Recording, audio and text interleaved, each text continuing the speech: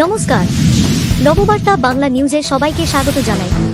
খবরের প্রথমেই দেখে নেব আজ সকালের সংবাদ শিরোনাম। যাদবপুর বিশ্ববিদ্যালয়ে অশান্তির জের, বাড়ল শিক্ষামন্ত্রীর নিরাপত্তা। স্ত্রীর উপর কুদৃষ্টি, মদ্যপের চোখ উঠতে গণধোলাইয়ে মৃত্যু ব্যক্তির। চরম উত্তেজনা দমদমে। অক্সফোর্ড বিশ্ববিদ্যালয়ের আমন্ত্রণে সাড়া, লন্ডন সফরে মমতা। লক্ষ্য 26-এর বিধানসভা নির্বাচন, রণকৌশল ঠিক করতে চলতি মাসেই বঙ্গ সফরে অমিত শাহ। রাজ্যের সরকারি হাসপাতালে ফের ওষুধ বিভ্রাট, ক্ষুব্ধ রোগীর আত্মীয়রা। প্রতিবেশী যুবকের যৌন লালসার শিকার 80 বছরের বৃদ্ধা। ধানক্ষেত থেকে উদ্ধার করল পরিবার। বক্সার টাটানগড় এক্সপ্রেসের জেনারেল কামরায় আগুন, আতঙ্কে হুড়োহুড়ি যাত্রীদের। আসানসোলের হস্তশিল্প মেলায় বিধ্বংসী আগুন, পুড়ে ছাই একাধিক দোকান, ছড়িয়েছে আতঙ্ক। রামনবমীর জন্য নিরাপত্তা দিতে আপত্তি পুলিশের। ইডেনে কেকেআর ম্যাচ ঘিরে অনিশ্চয়তা, ফের কমতে পারে তাপমাত্রা। শুক্রবার থেকে বাংলার বিভিন্ন জেলায় বৃষ্টির পূর্বাভাস। জেনে নিন কি বলছে হাওয়া অফিস। সংবাদ শিরোনামগুলো শুনছিলেন, এবার জানাবো পুরো সংবাদ। প্রতিদিনের খবরের টাটকা আপডেট পাওয়ার জন্য আমাদের নববার্তা ইউটিউব চ্যানেলটিকে সাবস্ক্রাইব করুন। আসছি বিস্তারিত খবরে। যাদবপুর বিশ্ববিদ্যালয়ে অশান্তির জের, বাড়ল শিক্ষামন্ত্রী ব্রাত্য বসুর নিরাপত্তা। আগে ওয়াই ক্যাটেগরির নিরাপত্তা পেতেন তিনি, বুধবার থেকে জেড ক্যাটেগরির নিরাপত্তা পাচ্ছেন ব্রাত্য বসু। যাদবপুর বিশ্ববিদ্যালয় চত্বরে থাকা তৃণমূলের শিক্ষাবন্ধু সমিতির অফিসেও ব্যাপক ভাঙচুর শুরু হয়, আগুনও লাগিয়ে দেওয়া হয়। এরপর ব্রাত্য বসুর গাড়ির চাকার হাওয়াও খুলে দেওয়া হয়। ধাক্কাধাক্কিতে চোট পান খোদ শিক্ষামন্ত্রী। এসএসকেএম হাসপাতালে প্রাথমিক চিকিৎসাও হয় তার। বর্তমানে সুস্থ শিক্ষামন্ত্রী। এই ঘটনাকে কেন্দ্র করে উত্তাল রাজ্য রাজনীতি। 4 মার্চ রাত থেকে ধর্নায় সামিল পড়ুয়ারা। অরবিন্দ ভবনের সামনে বুধবারও ধর্না চলেছে। উপাচার্য ভাস্কর গুপ্তকে নিঃশর্ত ক্ষমা চাওয়ার ডেডলাইন বেঁধে দেওয়ার পাশাপাশি শিক্ষামন্ত্রী ব্রাত্য বসুর বিরুদ্ধে হিট অ্যান্ড রানের মামলা দায়েরের দাবি তুলেছেন আন্দোলনকারীরা। এই ধারাবাহিক উত্তেজনার জেরে শিক্ষামন্ত্রীর নিরাপত্তা বাড়ল বলে খবর। নৃশংস ঘটনা দক্ষিণ দমদমের প্রমোদনগরে। মদ্যপ এক ব্যক্তি বাড়ির দরজায় টাল খেয়ে পড়ে যান। শুধু তাই নয়, ওই বাড়ির মহিলার প্রতি কুনজর ছিল বলে অভিযোগ। শেষমেশ শাস্তি হিসেবে 2 চোখ উপরে নিল সেই বাড়ির মালিক। সেই ঘটনার প্রতিবাদে স্থানীয় বাসিন্দারা পিটিয়ে মারলেন ওই গৃহকর্তাকে। পুলিশ ঘটনার তদন্ত শুরু করেছে। ওই মদ্যপ ব্যক্তি আশঙ্কাজনক অবস্থায় হাসপাতালে ভর্তি বলে খবর। খাস কলকাতায় এই ঘটনায় চাঞ্চল্য ছড়িয়েছে। লন্ডনে যাচ্ছেন মুখ্যমন্ত্রী মমতা বন্দ্যোপাধ্যায়। অক্সফোর্ড বিশ্ববিদ্যালয়ের আমন্ত্রণে লন্ডনে যাচ্ছেন তিনি।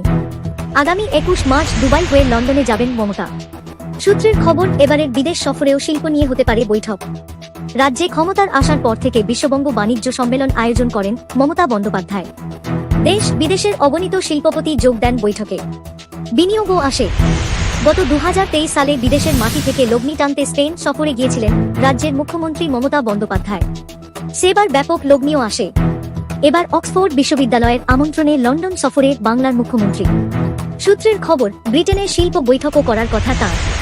রাজ্যে ফের বিদেশি বিনিয়োগ আসার আশায় বুক বাঁধছে শিল্পমহল। লক্ষ্য 26-এর বিধানসভা নির্বাচন। বাংলায় নিজেদের ঘাঁটি শক্ত করতে এখন থেকেই প্রস্তুতি শুরু করতে চাইছে গেরুয়া শিবির। শোনা যাচ্ছে রণকৌশল ঠিক করতে চলতি মাসেই কলকাতা আসবেন অমিত শাহ। 21-এর বিধানসভায় 214টি আসন নিয়ে তৃতীয়বারের মতো ক্ষমতায় এসেছে তৃণমূল সরকার।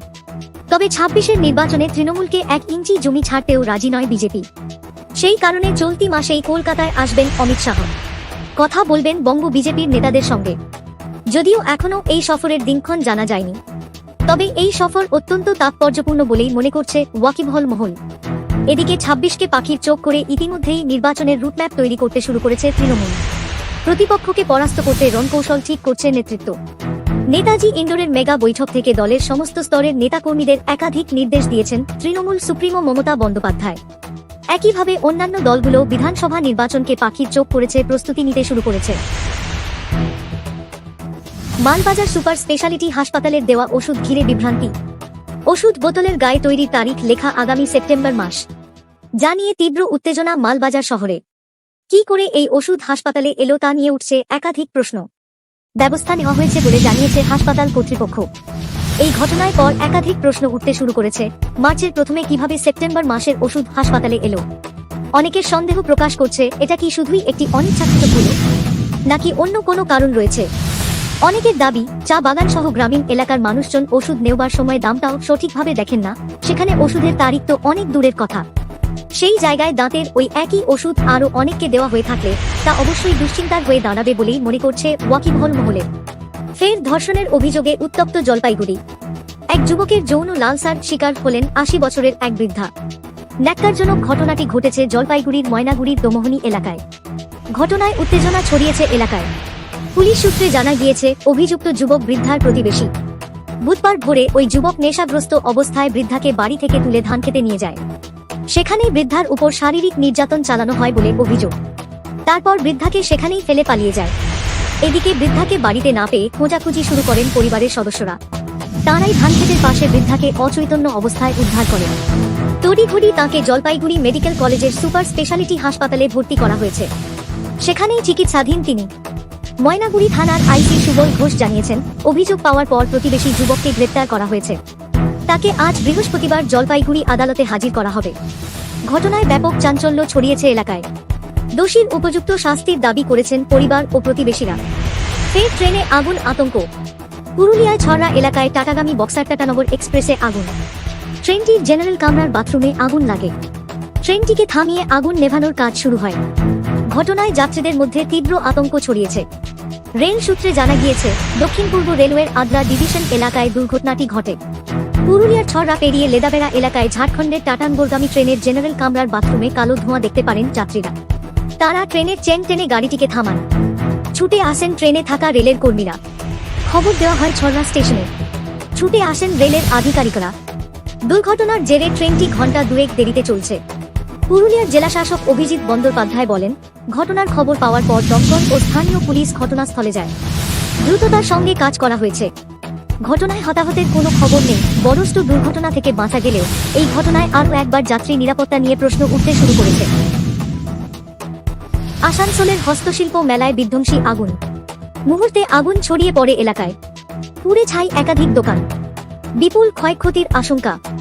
ঘটনাস্থলে পৌঁছায় দমকলের ইঞ্জিন।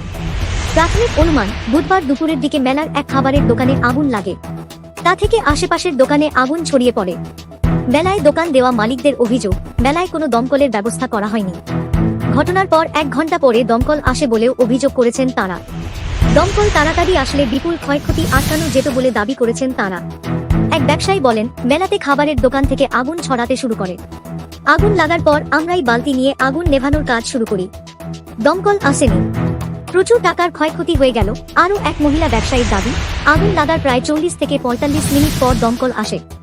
সঙ্গে সঙ্গে কারো সঙ্গে যোগাযোগ করা যায়নি। আমরাই আগুন নেভানোর কাজে হাত লাগাই। এদিকে কি করে আগুন লাগলো তা নিয়েও ধোঁয়াশা। ঘটনাস্থলে রয়েছে দমকল ও পুলিশের আধিকারিকরা। ইডেনে কলকাতা নাইট রাইডার্স বনাম লখনৌ সুপার জায়ান্ট ম্যাচ নিয়ে আচমকাই জটিলতা। আগামী 6 এপ্রিল ওই ম্যাচ আদৌ কলকাতায় হবে কিনা সেটা নিয়ে বড়সড় প্রশ্নচিহ্ন উঠে গেল নিরাপত্তা নিয়ে কলকাতা পুলিশের দেওয়া চিঠিতে। যদিও ফ্র্যাঞ্চাইজি এখনও আশাবাদী, নির্দিষ্ট দিনে নির্দিষ্ট সময় নাইটদের ম্যাচ আয়োজন করা যাবে। ফ্র্যাঞ্চাইজি সূত্রের খবর, লখনৌ ম্যাচ ইডেনে সূচি মেনে করতে বদ্ধপরিকর তারা।